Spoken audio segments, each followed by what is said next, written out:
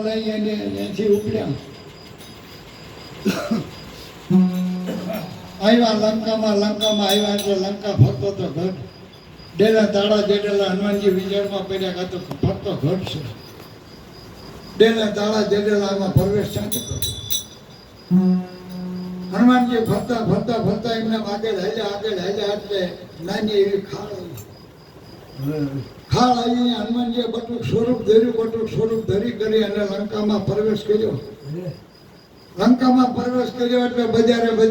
ફરતા હતા સીતાજીની સોચ માટે પણ ચકલું ફરકે નહીં કોઈ માણસ આમ મળે નહીં હનુમાનજી વિચારમાં પડ્યા કે આવડી મોટી લંકા આટલો બધો શણગાર કોઈ કાં હમ મળે નહીં ફરતા એમના હનુમાનજી તો આવી ગયા લંકામાં ફરીને આવ્યા એક ઠેકાણે વિભીષણ રાવણનો ભાઈ વિભીષણ નાની ઓરડીમાં હતા ને ઘીનો દીવો બળે ને પ્રભુનું રટણ કરે હનુમાનજી વિચારમાં પડી ગયા કે આવડી મોટી લંકાની માજમાં ચકલું ફરકતું નથી અને આ ચમ રહી હનુમાનજી અહીંયા જઈને ઉભા રહ્યા એટલે વિભીષણે પૂછ્યું તો કોણ છું એટલે હનુમાનજી કે હું તો જે હોય પણ તું કોણ છું આજે લંકામાં ફર્યો છે ચકલું ફરકતું નથી અને તું આ પ્રભુનું રટણ કરે જે રીતે તો રહી એટલે વિભીષણે કીધું કે રાવણનો હોય વિભીષણ બદ્રી દાંત વચ્ચે જીભ રેમ રહું છું અને પ્રભુનું રટણ કરું છું તું કોણ છું એ તો કે હું રામનો યોધો હનુમાન કે શા માટે આવ્યો કે સીતાજીની સોચ માટે આવ્યો સીતાજીના કઈ વાવા એટલે વિભીષણે કીધું કે સીતાજી તો અશોક વાટિકામાં આસો ફળના ઝાડ લીલા ઝાડ નીચે બેઠા પ્રભુનું રટણ કરે સહી સલામત પણ તમે અહીંયા જવા નહીં દે એટલે હનુમાનજીએ કીધું કે જવા તો દેખ ન દે પણ સીતાજી સહી સલામત માતાજીએ સહી તો તને પાકે ખાતું કે હા અશોક વાટિકામાં છે કે ભરત